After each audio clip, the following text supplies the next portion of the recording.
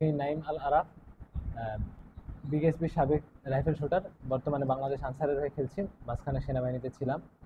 তো আমি আসন্ন চাকসু নির্বাচনে খেলাধুলা ও ক্রীড়া সম্পাদক পদে নির্বাচন করছি।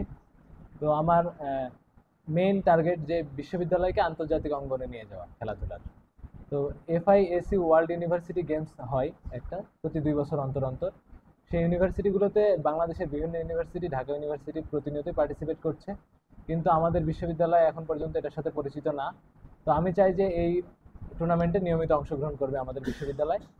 এবং আরেকটা ব্যাপার হলো যে আমি দায়িত্ব গ্রহণের 3 মাসের মধ্যে মানে যুক্তরাষ্ট্র অথবা অস্ট্রেলিয়ার মতো উন্নত কোনো একটি দেশের বিশ্ববিদ্যালয়ের সাথে এমএইউ সম্পাদন করব।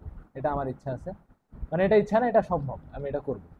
আর একটা ব্যাপার হলো ফেডারেশনগুলোর সাথে যোগাযোগ বৃদ্ধি করতে হবে। আমি যে খেলা এখানে কালচার চর্চা করি না কেন, এই খেলাটা ফেডারেশনকে জানতে হবে যে আমার এখানে আমার টিমটা রেডি হচ্ছে বা খেলছে। তাহলে ফেডারেশন আমাদের টিমের উপরে নজর রাখবে এবং ভবিষ্যতে ন্যাশনাল টিম তৈরিতে আমাদের টিমটাকে কাউন্ট করবে আর কি। তো এটা খুবই প্রয়োজনীয় একটা জিনিস, আমি এটা করব। আরেকটা হলো যে আমাদের ইউনিভার্সিটির নিয়ম হলো যে কোনো আন্তঃ ইউনিভার্সিটি খেলা বা কোথাও চ্যাম্পিয়ন হলে তাদেরকে বুফে খাওয়ায় ছেড়ে দেয় শেষ এখানে। তো আমি চাই যে তাদেরকে আরো ভালো ট্রেনিং করায়, আরো ভালো কোচ নিয়ে আসা, পার্ট টাইম বিভিন্ন কোচ নিয়ে আসা যায়। তো নিয়ে এসে আমি আমার এই পরিচিতি আছে, আমি নিয়ে আসার পরে ওদেরকে আর কি আরো ভালো প্লেয়ার তৈরি করার চেষ্টা করবো। যা হয়েছে ওখানে থেমে থাকা যাবে না, হাঙ্গারনেস থাকতে হবে, স্পোর্টস হাঙ্গারনেস আরো ভালো হবো আমি। তো এরকম কিছু একটা। আরেকটা হলো মূল দলে থাকা প্লেয়ার যারা আছে তাদেরকে মাসিক ভাতা প্রদানের একটা চেষ্টা হবে।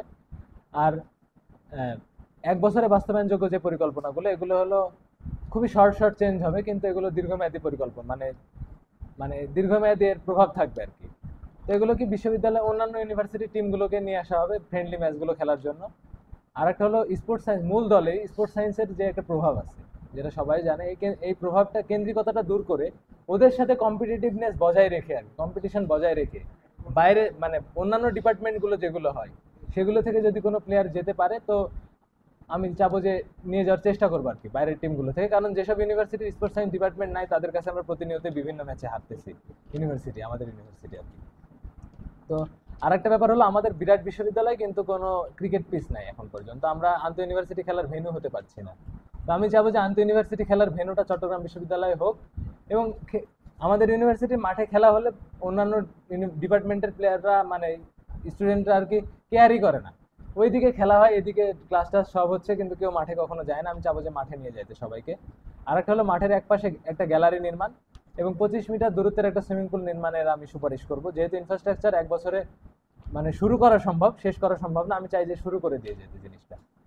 আর একটা হলো যে বিশ্ববিদ্যালয় হতে জাতীয় আন্তর্জাতিক টুর্নামেন্টে যদি কোনো খেলোয়াড় চান্স পায়, তো সেক্ষেত্রে শিক্ষার্থীদের একাডেমিক সহায়তা প্রদানের একটা চেষ্টা হবে, এটা সম্ভব। আর একটা হলো আমি বাজেট বাড়ানোতে কোনোভাবে নজর দিতে রাজি না, কারণ ইউনিভার্সিটির অনেক বড় বড় প্রবলেম আছে, সেগুলোতে বাজেট প্রয়োজন, সেগুলো সমাধান করুক আমাদের ইউনিভার্সিটিতে। আমি যে বাজেট হয় খেলাধুলার, এই বাজেটে যদি প্রপার অ্যালোকেশন সম্ভব হয়, আমার মনে হয় তাতে অনেক কিছু করা সম্ভব। তো আমি এই ব্যাপারে মনোযোগী হতে চাই। ধন্যবাদ আপনাকে।